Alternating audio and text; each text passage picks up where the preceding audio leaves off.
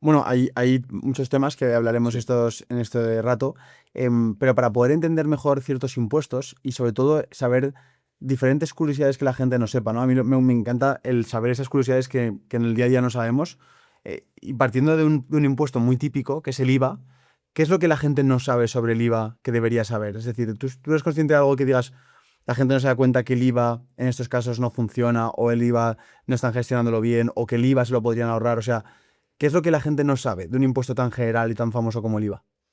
El IVA yo creo que es uno de los impuestos más complicados, con más casuística y que al final si estás dentro de la Unión Europea y haces compras intracomunitarias o importaciones, exportaciones, o sea, al final depende de tantísimas cosas. Yo he intentado alguna vez explicarlo, intentar hacer como un resumen, pero es que es imposible, saldrían tantas variables porque depende de si eres empresario o no, de dónde estás localizado tú, de si el cliente es empresario o no, de si dónde está localizado el cliente, de si es una prestación de servicios o un producto, si es una prestación de servicios, si es una consultoría, si es una formación, si es una consultoría, si luego se va a utilizar para un sitio que, digamos, esté dentro de España o para afuera. O sea, hay tantísimas variables. Es verdad que la agencia tributaria, dentro de la página web, tiene pues como una especie de chatbot, un sitio donde tú vas eligiendo, oye, pues soy empresario, hago esto, me dedico a esto, y entonces te dice cómo lo tienes que declarar, que funciona bastante bien. Pero para entender el IVA, ¿qué es el IVA? O sea, para qué se crea el IVA? O sea, impuesto de valor añadido, ¿pero de qué? O sea, no entiendo por qué es un impuesto, o sea, por qué existe. Ya para poder primero entenderlo y ponerle un marco, ¿no? A lo que es el concepto.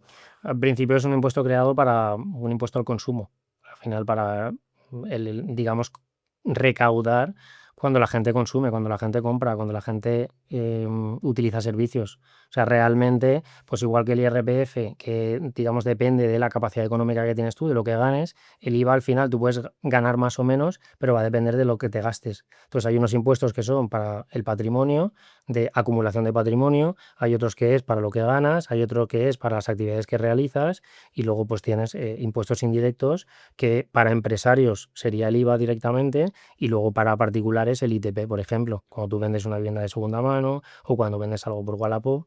Entonces al final es una forma de interceder en el mercado de bienes y servicios y conseguir financiación o recaudación por parte del Estado. O sea, no Claro. creo que tenga un sentido más allá de, bueno, pues recaudatorio como todos. Fallo típico que hayas visto en autónomos o pequeñas empresas que puedan estar así atentos de, oye, pues se les escapaba siempre hacer esto con el IVA. Con el IVA, saber si es deducible o no, sobre todo lo del 50% del coche. Hablemos de ese tema porque siempre los coches generan mucha controversia. Sí. En si lo compro como empresa, lo compro como persona, ¿qué se puede hacer con el coche? Al final, como todo, hay mucha casuística, ¿no? Pero hay mucha gente que dice, oye, es que yo voy a trabajar con el coche, ¿vale? Pero vas a trabajar donde vas al despacho y vuelves. O sea, si vas de tu casa al despacho y del despacho a trabajar a tu casa, no es deducible. Otra cosa es que tú trabajes y tengas que ir a visitar, pues, distintos establecimientos o distintas obras. Entonces ahí hablaríamos de que está afecto a la actividad. O sea, lo primero es que esté afecto a la actividad y luego dentro de que esté afecto a la actividad, o sea, tú puedes tener un vehículo afecto pero que no esté afecto el 100% del tiempo. O sea, tú los fines de semana, si tienes el coche, entonces, ¿qué hace la gente? Pues utiliza un poco el sentido común de decir, bueno, pues si yo lo utilizo 5 días de 7, pues me deduzco 5 de 7. O me deduzco la mitad, porque lo utilizo la mitad del año. O sea, al final es un poco justificar. O sea, la agencia lo primero que te va a pedir es que esté afecto, o sea, que realmente esté afecto a la actividad. Y luego, si es IRPF o está afecto a todo o nada, o sea, o al 100% o al cero. Claro. Y en el IVA sí que te admite pues como una especie de porcentaje. Entonces ahí es donde viene el que tú tengas guardado justificantes de todo. Primero factura, que no te vale tickets.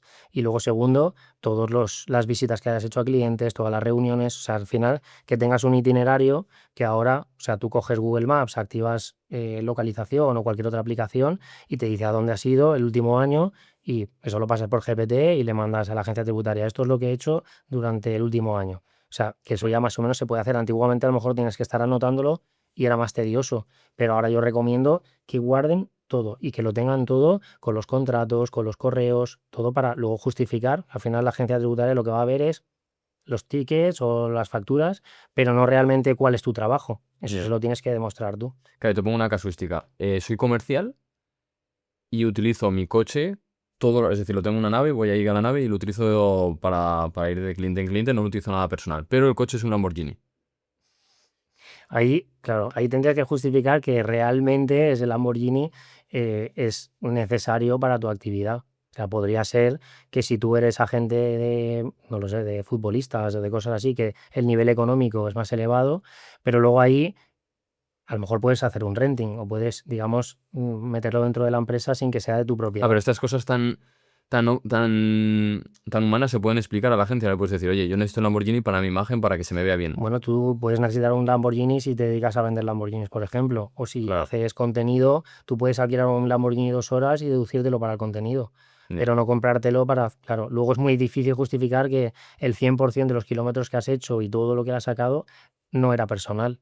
Ya. Entonces, no es que sea más fácil o menos, sino que al final por el importe, pues probablemente sea más probable que te comprueben si te Claro. compras un Lamborghini que una furgoneta, claro.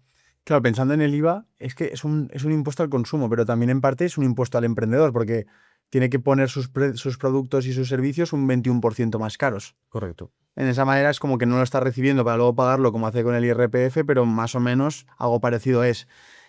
¿Cuál te parece el impuesto más injusto que se paga?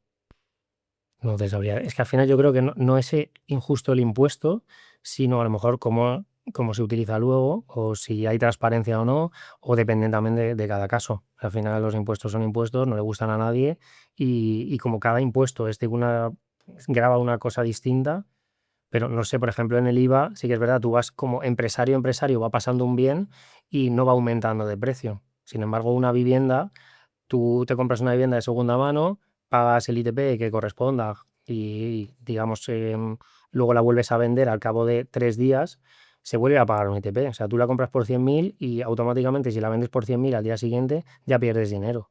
Entonces, ese impuesto, por ejemplo, sí que es verdad que a lo mejor si tú no estás especulando con la vivienda, que es, oye, yo me he comprado esta vivienda porque voy a trabajar aquí, pero de repente cambio de planes, me han contratado en otro sitio y me tengo que ir a otro. O sea, tienes que poner esa en alquiler y luego irte a otra de alquiler, o si no, si la vendes ya la tienes que vender al día siguiente un 15% más caro, solo para mantener el precio que pagaste, Vale. básicamente. Entonces, el IVA entre empresarios no va aumentando el precio, sí que es verdad que al cliente final, pues sí. O sea, el que haya un 21, haya un 10, un 4 o un 0 es lo que realmente va a afectar el precio final.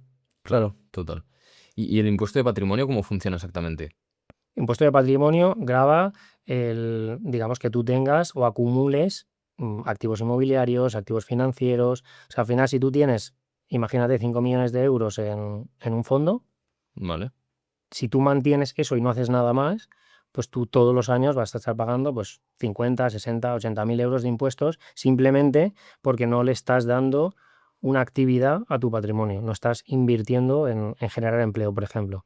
Si tú tienes una sociedad que tiene supermercados y que tiene 50 empleados y vale 5 millones de euros, entonces ahí no tendrías que pagar impuestos sobre el patrimonio. ¿Pero un fondo indexado también cuenta? También, o sea, al final, activos financieros, todo lo que Vale. tengas. Inmuebles, por ejemplo, si tú tienes inmuebles y tienes, no lo sé, 10 inmuebles, pues eso te va a computar como para patrimonio. Ahora, si tú tienes 200 inmuebles o 40 inmuebles y tienes una persona contratada y digamos que se justifica la carga de trabajo de esa persona, está a tiempo completo, da de alta, etcétera, pues entonces, por ejemplo, tampoco te computaría para el impuesto sobre el patrimonio.